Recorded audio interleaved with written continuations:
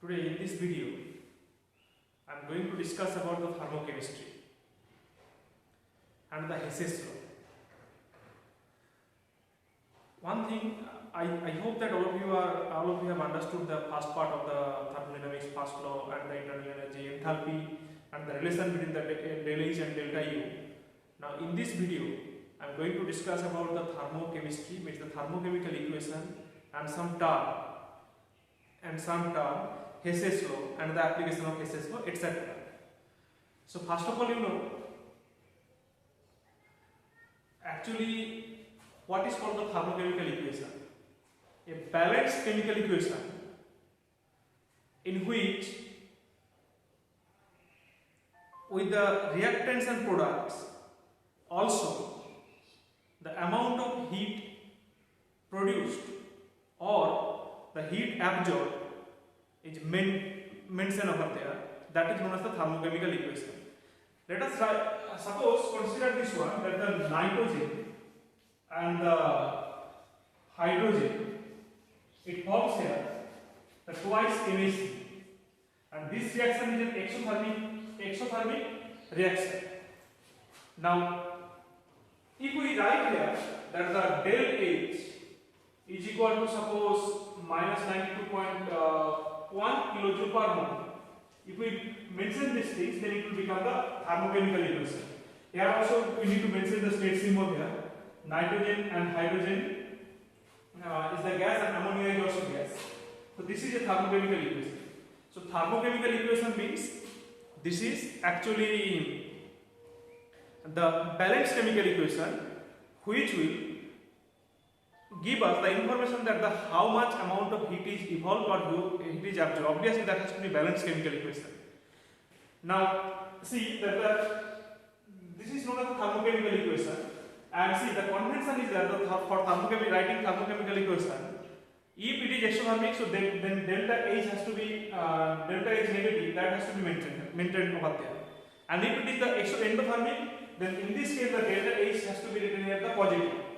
Now the thing is coming here after thermochemical equation, that if we divide the thermochemical equation by a factor or if we multiply, then along with the heat change also has to be multiplied or has to be divided.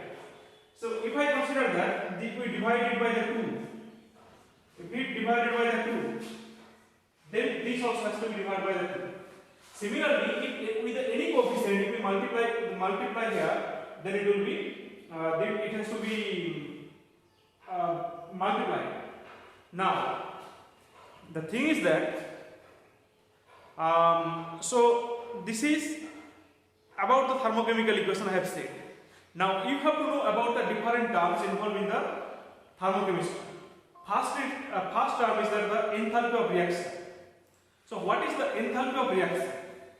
Enthalpy of reaction means this is the amount of energy changes taking place during the chemical reaction. That will see the amount of heat absorbed or heat evolved during a chemical reaction from 1 mole reactant to the 1 mole product is known as the enthalpy of reaction. Let us consider here that the A and A plus B, it's giving here the C plus B. So there the enthalpy of reaction, it will be calculated as the enthalpy and that will be mentioned like the del RH. It would be here equals to the enthalpy of product del H product minus del H reactant. And similarly, if we measure the enthalpy change at the standard condition corresponds to the 1 atmosphere pressure and 25 degree centigrade temperature, then that will be known as the standard enthalpy of reaction. Okay, if it does not maintain about the state, so we have to take that the enthalpy change or the things has been measured in the standard condition only. Now we will be discussing about the enthalpy of formation. What is called the enthalpy of formation? Enthalpy of formation, we have to know what is called the enthalpy of formation. Enthalpy of formation. Enthalpy of formation, what is this? This is, suppose I am considering here the nitrogen. So the enthalpy of formation means the amount of energy absorbed or the released during the formation of 1 mole of a substance or from its constituents. Let us consider here that this is the nitrogen and this is the hydrogen, and it's forming here the NH3. NH3. 2N2 plus 3H2 equal to 2NH3, and here the amount of heat change is equal to minus 96.2 kilojoule per mole. Let us take this thing. Now the question is that, see, in this reactor it's showing that the 2 mole ammonia gas is formed, but the definition said that the amount of energy released or the energy absorbed or energy changes which takes place during the formation of 1 mole of a substance. So if we consider that for the formation of 1 mole substance, then what would be the equation, formation equation? See, we have to divide it by the 2. That means the whole equation will be divided by 2, so that we will get the 1 mole NH3. So side by side, see, the amount of heat change also will be divided here, and it would be just like the 48.1 kilojoule per mole like that. That means, see, now see, from the equation it is clear that for the formation of 1 mole of ammonia gas, the amount of energy is this one. So this would be known as the enthalpy of formation. So once again I am discussing here, I am just telling you that what is called the enthalpy of formation.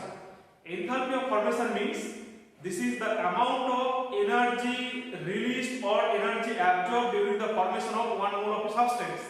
Generally, as the substance means 1 mole substance is formed, so it should be the energy released, because you know that the substance will be formed to get the stability. As the substance will get the stability, so that what it need to lower its energy, that means it will release the energy of it. So this is known as the enthalpy of formation. Now, after enthalpy of formation, next is similarly so many terms are there like the enthalpy of combustion, enthalpy of solution, etc. Enthalpy of combustion means that is the amount of energy changes which takes place during the combustion of 1 mole of a substance. Similarly, enthalpy of solution means when a substance get dissolved, 1 mole substance get dissolved, the amount of energy released is known as the enthalpy of solution. Now, see, we have to discuss here about the Hess's law. Hess's law said that the statement of the Hess's actually this is the Hess law said that the enthalpy changes or the energy changes which takes place during the formation of a substance is equal to the sum of the enthalpy changes or the energy changes if the process takes place in various steps. Once again I am telling you the statement here that the statement of this law said that means the energy changes which occurs during a chemical process or the chemical reaction will be equal to the sum of the enthalpy changes if the process takes place or the reaction takes place in two or more different states. Let us consider here, suppose a chemical reaction is occurring here A to B, and for this one, if we consider that the enthalpy change is delta H, then if the reaction takes place from A to C, means if the reaction takes place in two states from A to C and from C to B, then here for this step if we take that the delta H1 is the enthalpy change, and for this step if we take that the enthalpy change delta H2, then what will happen? Then see the del H will be equal to del H1 plus del H2. Del H1 plus del H2. That will be that is the main statement of the Hess's law. And this finds application to find out the enthalpy of formation of different substance by an indirect method of by taking the help of the different chemical equations. So that we will be discussing in a separate video. Now second application I will be discussing here, that is the to calculate the Born-Haber cycle, means lattice enthalpy of an ionic compound. by using the Born-Haber cycle, the main thing is that the Hess's law is used. How? Let us consider here the formation of NaCl. Na plus Cl2, it will give here the NaCl. So if we write the formation equation for NaCl, then it should be Na plus Cl2 NaCl. And see, here if we consider the Delitzsch formation, means the enthalpy change, that should be the Delitzsch formation or enthalpy of formation. Now, how this actually NaCl is formed? At first, sodium from solid state, it will be converted to the gaseous state. So here we need to supply what? The sublimation, heat of sublimation. Then see, the chlorine will dissociates to give what? The chlorine, gaseous chlorine. Now, this sodium, again see, it will release one electron and it will form the Na plus. And here what you need to give? You need to give here the ionization enthalpy 1. Now, the chlorine will form Cl minus how? If we give here the electron gain enthalpy. Easy. Now this Na plus and Cl minus, when they will combine chemically, by the electrostatic force of attraction, they will release some energy, that is known as the lattice enthalpy. Now see, for this process, if we apply Hess's law, then see this Delitzsch formation, that is the enthalpy for a single for the formation of NaCl, that should be equal to the sum of the energy is in the all states or these multi states through which the NaCl formation is taking place. So that means we can write here according to Hess's law, Delitzsch formation should be equals to Delitzsch sublimation plus half bond dissociation enthalpy of chlorine plus ionization enthalpy plus electron gain enthalpy plus lattice enthalpy U. Now see, if you know this Delitzsch formation, Delitzsch sublimation, then the bond dissociation enthalpy, ionization enthalpy 1, electron gain enthalpy, then U can be calculated from this formula. This is known as the Born-Haber cycle, which is actually based on the Hess's law. Now, in the next video, we will be discussing about the limitations of the first law of thermodynamics, and we will give an introduction about the second law of thermodynamics.